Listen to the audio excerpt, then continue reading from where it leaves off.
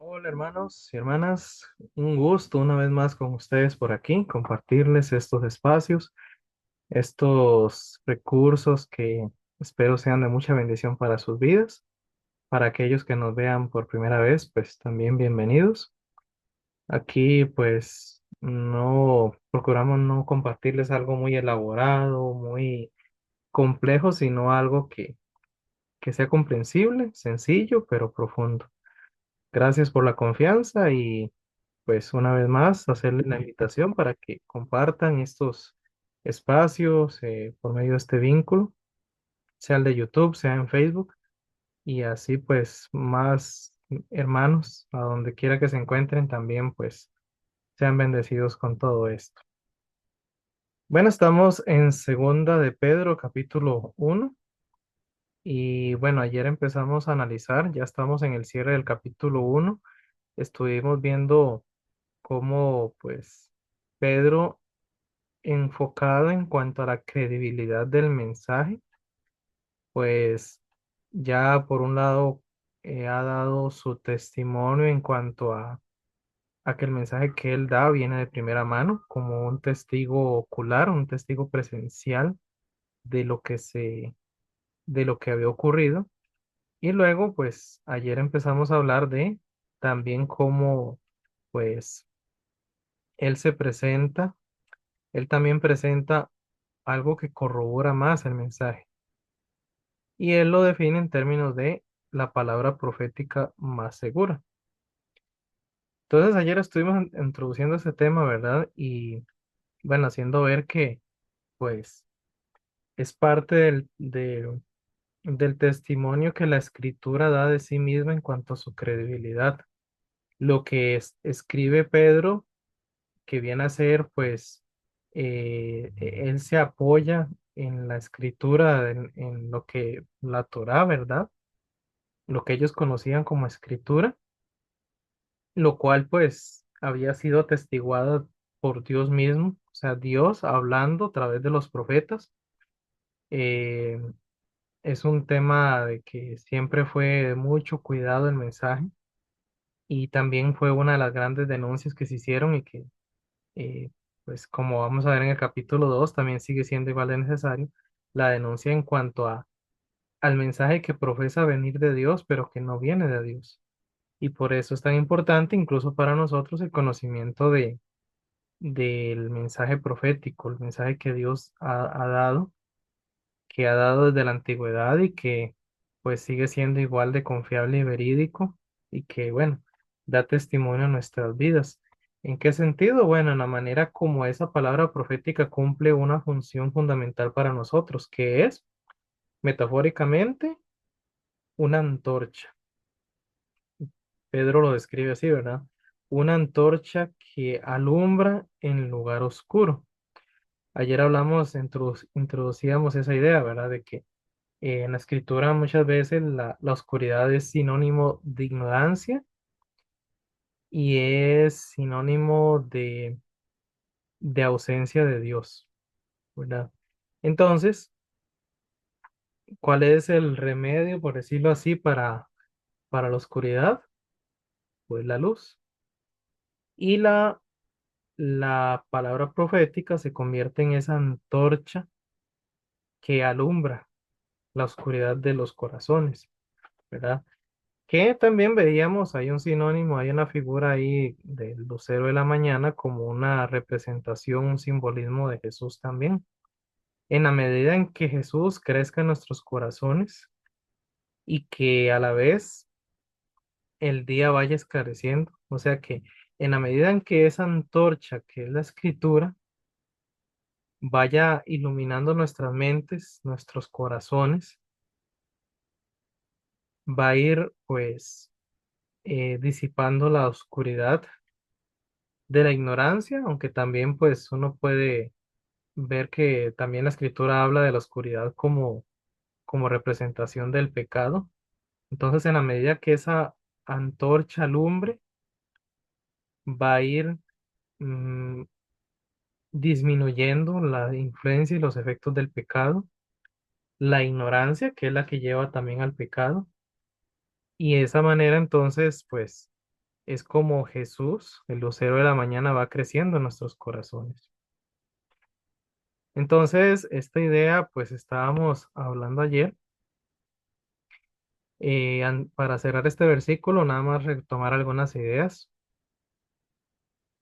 Dice, por ejemplo, que la figura del lenguaje, en cuanto a esa antorcha que alumbra en lugar oscuro, es utilizada por el salmista ahí en el Salmo 119. Recordarán este versículo, es muy citado, dice, lámpara es a mis pies tu palabra y lumbrera mi camino. También, otra idea aquí para complementar, dice que oscuro viene de la idea original de seco, árido y después sucio o turbio. Entonces, la frase lugar oscuro abarca esa tenebrosidad del mundo caído que impide que las personas vean la verdad hasta que la antorcha de la revelación divina les resplandezca. Por tanto, Pedro compara la Biblia con una antorcha. Bueno, aquí MacArthur menciona a la Biblia, pero eh, decíamos ayer que Pedro no se refiere a la Biblia que conocemos nosotros, sino a la Biblia para él, que era la Torá. Y bueno, las escrituras de los apóstoles, que ya para ese tiempo también se estaban considerando también confiables fuentes que venían de parte de Dios. Pedro compara entonces la escritura con una antorcha que provee luz a un mundo pecador en tinieblas. El calendario de la historia redentora se mueve hacia el día en que Dios ha designado para el evento glorioso en el que Jesucristo regrese en total y resplandeciente esplendor y majestad. Cuando el día esclarezca, Cristo finalizará la temporal noche terrenal del pecado y tinieblas, regresando en gloria para establecer su reino. Ven que aquí MacArthur introduce una interpretación alterna a la que estábamos hablando, que pues tampoco se puede descartar, ¿verdad? En cuanto a decir que la luz, pues sigue siendo, esa antorcha que ilumina, sigue siendo la escritura, ¿verdad? Pero cuando nos habla de que el día esclarezca, hace referencia al día cuando ya Jesús regrese y definitivamente toda la ignorancia y el pecado sean erradicados, porque pues ahí se va a revelar toda la verdad. Aquellos que hasta ahora han negado la verdad tendrán que reconocerla porque estará Jesús ahí em, a plena vista de todos nosotros. Y ese día se va a revelar el estado de todas las personas que están en pecado. A la misma vez se va a poner en evidencia aquellos que están en Cristo y que ya han sido salvados por su sangre. Y eso pues va a ser una iluminación para todo el mundo, solo que va a ser una iluminación de condenación para los que rechazaron la verdad, quisieron vivir en pecado en lugar de recibir la luz, como dice ahí en Juan 3:17. Y para los que sí la recibieron va a ser esa glorificación que ya estaba destinada para ellos. Bueno, es otra forma de verlo. En realidad diría que son dos interpretaciones paralelas, porque pues si bien es cierto, estamos a la espera de ese día, en el glorioso día de nuestro Señor Jesús, pero a la misma vez estamos en un proceso en el cual nuestros corazones están siendo iluminados. También sigue diciendo, lucero de la mañana significa portador de luz. Originalmente era el nombre dado al planeta Venus, el cual precede al sol de la mañana en el cielo, o sea, es el primer que se ve cuando va amaneciendo. Y aquí se usa para Cristo, cuya venida va a ser ya el establecimiento definitivo de su reinado.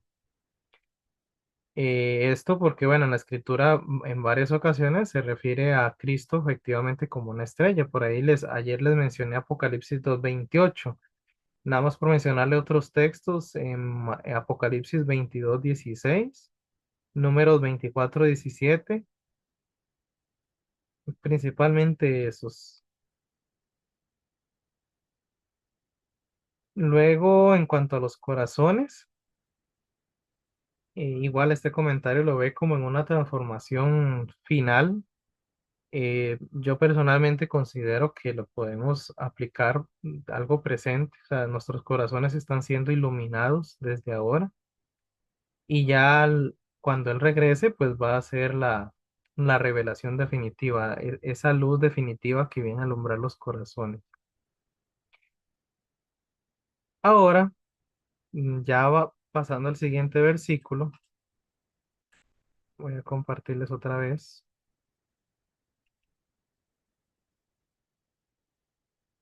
Sigue diciendo Pedro. Entendiendo esto, entendiendo primero esto, que ninguna profecía de la Escritura es de interpretación privada, porque nunca la profecía fue traída por voluntad humana, sino que los santos hombres de Dios hablaron siendo inspirados por el Espíritu Santo. Entonces recuerdan que ayer decíamos, ¿verdad? Que aquí Pedro, argumentando la veracidad del mensaje que ellos comparten, lo que predican, antes de explicar por qué la palabra profética es más segura, primero habla de sus efectos, que es lo que estábamos hablando, ¿verdad? Es una antorcha que alumbra en la oscuridad. Ahora es cuando pasen estos dos versículos al por qué. ¿Por qué es que la palabra profética es más segura? Y nos introduce un tema que pues también se las trae, es un tema históricamente ha tenido sus distintas formas de entenderlo y es la inspiración del Espíritu Santo. ¿Por qué se las trae este tema? Bueno, porque ahí es donde entra el, no diría como el conflicto, sino como la dificultad de poder eh, combinar o conjugar la soberanía divina con la voluntad humana. ¿En qué sentido? Bueno, cuando hablamos, en este caso que Pedro dice, los santos hombres de Dios hablaron siendo inspirados por el Espíritu Santo, ¿qué significó eso? ¿Qué implicó eso? ¿De qué manera fue que el Espíritu los inspiró? El uso de nuestro típico pues, de nosotros, cuando alguien dice, mira, ese sí está inspirado, uno lo asume o entiende que es que esa persona está bien concentrada en lo que está haciendo, se siente motivada, se siente con ganas, con pasión de lo que están haciendo, ¿verdad? Entonces, eso podría ser una forma de interpretarlo, ¿verdad? Pero hay otra forma de interpretar la inspiración del Espíritu Santo que dice que más bien se trata de que cuando Dios utilizó a los santos hombres, que menciona Pedro, ellos simplemente eran como un lápiz en la mano del Espíritu. O sea, ellos simplemente se dejaban llevar y el Espíritu era el que actuaba a través de ellos. Y bueno, ese tema se puede ampliar también a nuestros días, ¿verdad? Hasta qué punto nosotros tenemos que esperar a que sea el Espíritu Santo que nos mueva de forma, pues, es soberana, o qué tanto incluso lo que hacemos sin que sintamos directamente que el Espíritu esté tomando mis manos, que esté tomando mi boca, qué tanto es porque hay una compulsión interna, hay un impulso interno dentro de mí, que es el Espíritu Santo pero que no violenta mi voluntad, no violenta mi capacidad, mi forma de entender, mi forma de vivir. Ahí es donde está la diferencia. Recordemos que, y estos dos versículos los vamos a ver en conjunto porque es un mismo tema, ¿verdad? Recordemos que la escritura fue escrito por una gran diversidad de autores. De hecho, nuestra Biblia ya en nuestro tiempo se considera que hubieran por lo menos unos 40 autores diferentes de distintos orígenes, distintos niveles de formación académica, distintas culturas, distintas perspectivas y puntos de vista. También es importante notar que si yo comparo, por decir algo, Éxodo con Hechos, hay diferencias marcadas. Y ojo que estamos hablando que son dos libros que podrían entenderse como libros históricos, en el sentido de que son libros que cuentan un evento, no son libros eh, de leyes, como si lo es Levítico, por ejemplo, no son libros poéticos, como si lo es los Salmos, los Proverbios, no son libros proféticos, como lo son pues todos los que están en el Antiguo Testamento, que tienen los nombres de los profetas. Tampoco son cartas como las que están en el Nuevo Testamento. Entonces, los dos tienen un género literario pues bastante similar y sin embargo no son exactamente iguales. Y aún así nosotros asumimos, creemos y confiamos de que los dos fueron inspirados por el Espíritu Santo, ¿verdad? Entonces, ¿cuál es la razón para que haya diferencia? Porque se supone que el autor es el Espíritu y él utilizara, si fuera así, utilizara a los autores como autómatas, como que si fueran simplemente máquinas que son utilizadas por el espíritu, pues deberían ser exactamente igual en el estilo y exactamente igual en el lenguaje, en la forma de estructurar las oraciones, pero no es así. Éxodo es escrito como se escribía en aquel tiempo, en aquellos miles de años antes de Cristo, y Hechos fue escrito al estilo de Lucas, como pues se hacía investigación en el primer siglo. De hecho, hasta el mismo Lucas ahí explica un poco el método de él. Dice que se puso a recopilar fuentes en cuanto al Evangelio primero y luego a Hechos. Y también Lucas escribe incluso como testigo, porque hay secciones en las que él habla en primera persona, haciendo ver que él estaba presente en esos eventos. Entonces, con esos detalles podemos darnos una idea de cómo es que el Espíritu Santo ha trabajado. Y eso nos ayuda entonces a poder, de alguna forma, como entender un poco qué significa esto de que ninguna profecía de la Escritura es de interpretación privada, porque ahí es donde entra el conflicto que tienen muchos, de que si el Espíritu Santo no es el que directamente este, escribió todo, sino que de alguna forma está de por medio el factor humano, entonces eso ya no lo hace confiable. De hecho, un argumento que también utilizan los inconversos, decir, pero eso lo escribieron hombres, eso no es un libro que directamente Dios escribió con su dedo". Ah, entonces ahí es donde entra ese dilema, ¿verdad? De cómo entenderlo. Bueno, vayamos por partes. En primer lugar, este versículo 20 entonces nos dice, ninguna profecía de la escritura es de interpretación privada. ¿Qué significa interpretación? Vamos a ver aquí la palabra que se traduce como interpretación. Aquí puede significar explicación o interpretación. Veamos si este otro diccionario nos amplía el significado un poco. Básicamente las dos palabras, aunque tal vez pueda ser un poquito más entendible para nosotros la palabra explicación. Ninguna profecía de la escritura es de explicación privada. ¿Qué nos dicen otras versiones? Vamos a ver aquí, la nueva traducción viviente dice,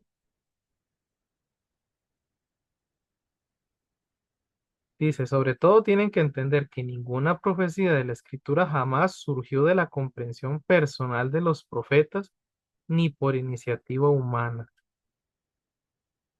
Vean cómo lo ponen. Incluso aquí se agrega la nota.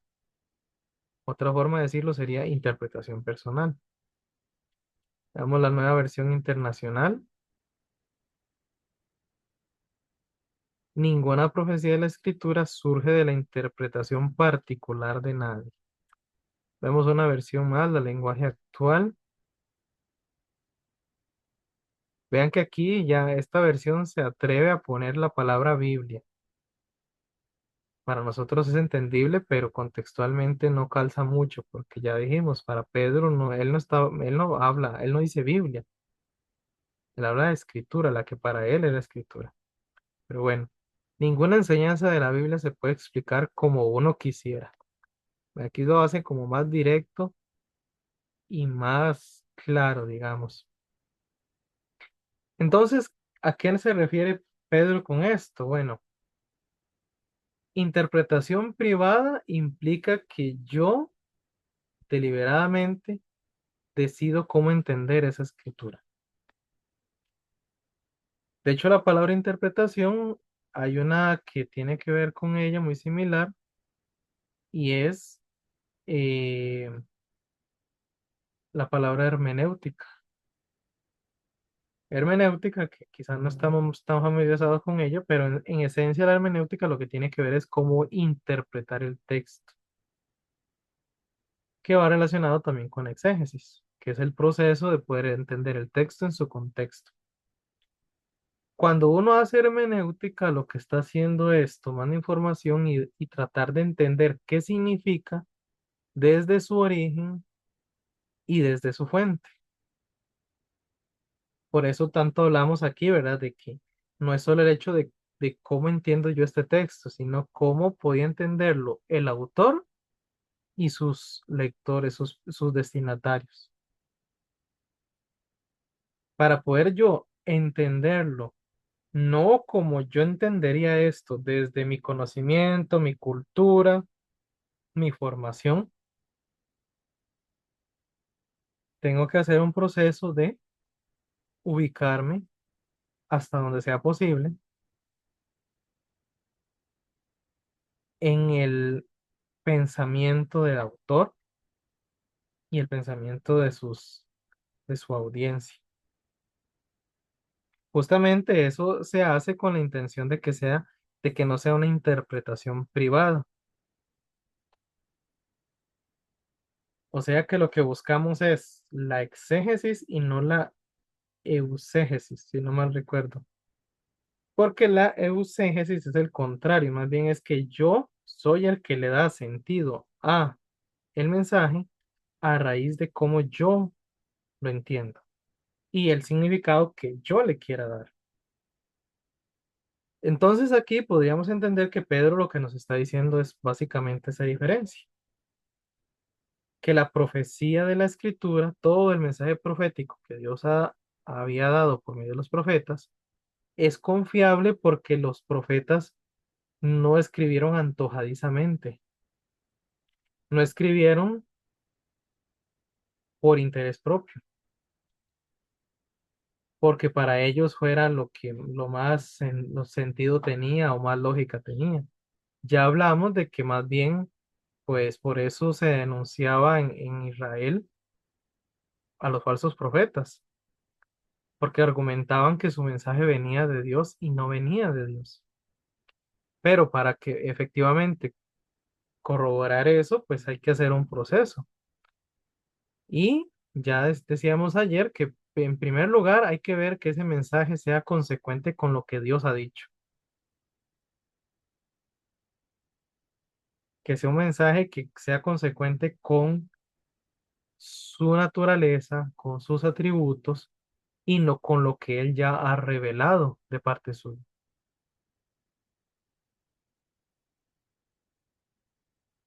Entonces, no sé, pongamos un ejemplo, en los tiempos de Jeremías surgían falsos profetas que más bien eran detractores de Jeremías. Y mientras Jeremías anunciaba de que Dios iba a mandar un ejército enemigo que iba a invadir a Jerusalén, que no se resistieran, que aceptaran el castigo de Dios, habían falsos profetas que decían, no, vamos a ser librados, este sitio que estamos sufriendo del ejército enemigo, no nos van a vencer, Israel va a salir adelante. Bueno, al final, ¿qué se cumplió? ¿Lo que decían ellos o lo que decía Jeremías? Entonces, ¿cómo se cumplió? Lo que dijo Jeremías. pues entonces eso confirma que el mensaje efectivamente era cierto. Y también porque era un mensaje consecuente con lo que ya Dios había hablado a través de otras formas. Es un mensaje que también él habló a través de otros profetas, que lo venía anunciando desde antes. Incluso fue parte de lo que se estableció en la ley de Moisés. Ahí en Deuteronomio 29, Deuteronomio 30, habla de las bendiciones y las maldiciones al cumplir o incumplir la ley. Entonces lo que Jeremías anunció no era su interpretación, no era un mensaje basado en sus creencias. De hecho, y eso también da testimonio de la credibilidad del mensaje, ese mensaje definitivamente no era nada conveniente para Jeremías, porque más bien implicó que lo encarcelaran, que lo humillaran, que lo golpearan. Definitivamente no era un mensaje que él contaba porque a él le fuera a ir bien con eso. Así que eso es lo que está detrás de la diferencia de una interpretación privada a una interpretación guiada por el proceso del estudio, digamos, contextual del mensaje y entonces ahí poder comprender de qué manera es que el espíritu dirige el proceso. Vean qué es lo que recalca el versículo 21. Nunca la profecía fue traída por voluntad humana. El mensaje que Jeremías, que Isaías, que hasta el mismo Jonás, aunque al principio se resistía, pero llegó el mensaje, ese mensaje no se lo inventaron. Venía de parte de Dios y Dios a través de ellos llevaba el mensaje. Entonces, Dios como la fuente del mensaje, ellos como el medio por el cual el Espíritu Santo transmitió el mensaje, pero siempre considerando quiénes eran ellos. Entonces, por lo menos aquí yo les estoy compartiendo mi forma de entenderlo. Esa inspiración del Espíritu Santo es como Él dirige nuestras acciones de alguna manera que tampoco yo les voy a decir que lo entiendo plenamente, pero de alguna manera el Espíritu Santo utiliza lo que somos, lo que incluso Él mismo está transformando en nosotros, el conocimiento que va formando en nuestros corazones, la sensibilidad, eh, y ni qué decir todo nuestro contexto, nuestra cultura, nuestro idioma, cómo utiliza todo eso para que lo que hacemos sea utilizado por Él para sus propósitos. Es un tema complejo, por supuesto. O sea, aquí no, yo no les voy a decir que tengo las explicaciones definitivas, pero por lo menos lo que yo conozco y lo que he estudiado, sí podría decir que esa es la diferencia. Interpretación privada sería un mensaje que definitivamente yo digo porque me conviene. El, incluso aunque suene muy bíblico, digamos, pero en alguna manera es evidente que viene desde mis intereses, desde mis propósitos, desde mis deseos. Y en cambio, la inspiración del Espíritu tiene que ver con cómo Él a través de nosotros sigue revelando un mensaje consecuente con lo que ya Él revelado.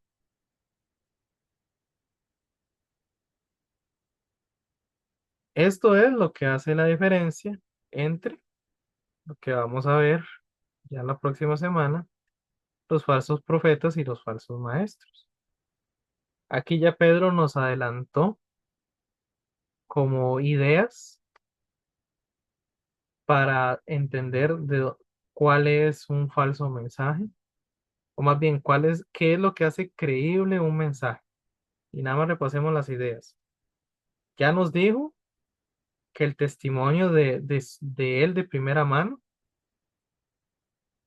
que él atestigua algo que él vivió en carne propia, ¿verdad? En el versículo 17, el 18 también. Luego, la palabra profética como tal, que tiene un resultado, tiene una función en los corazones. El mensaje profético, el mensaje verdadero, logra un cambio, una iluminación de las mentes y los corazones, y también la hace confiable la inspiración del Espíritu, porque el Espíritu Santo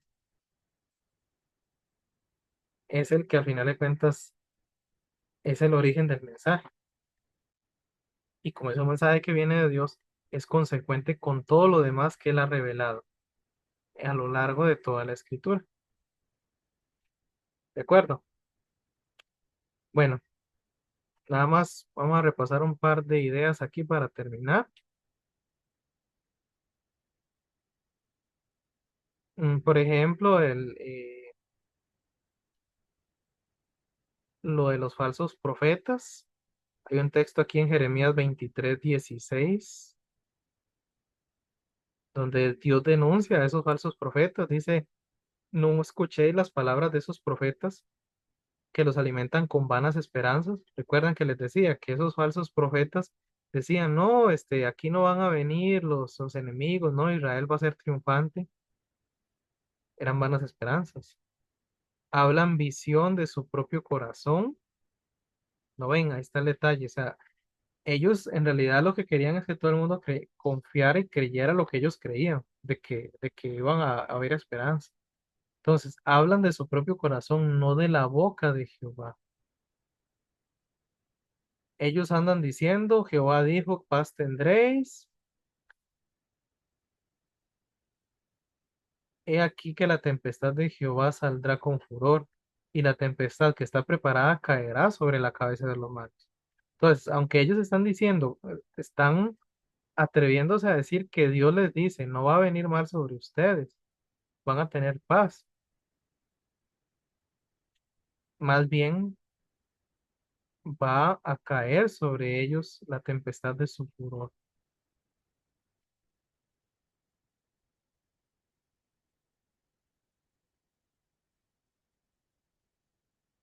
Un detalle aquí también importante, dice que en el griego esta palabra interpretación que vimos en el diccionario que no tenía mucha amplitud de significado, dice que esa palabra más bien hace más referencia al origen del mensaje que a su explicación. O sea, diciéndolo de otra manera, se podría leer este pasaje que ninguna profecía de la escritura tiene su origen en una intención privada, porque nunca fue traída por voluntad humana. ¿Ven? Porque al final de cuentas el mensaje habla, refleja el origen del que viene. Lo que decimos de que si te nota es evidente el deseo personal de quien lo está mandando. Y si no viene de Dios, pues va a reflejar los intereses de la persona que argumenta estar hablando en nombre de Dios.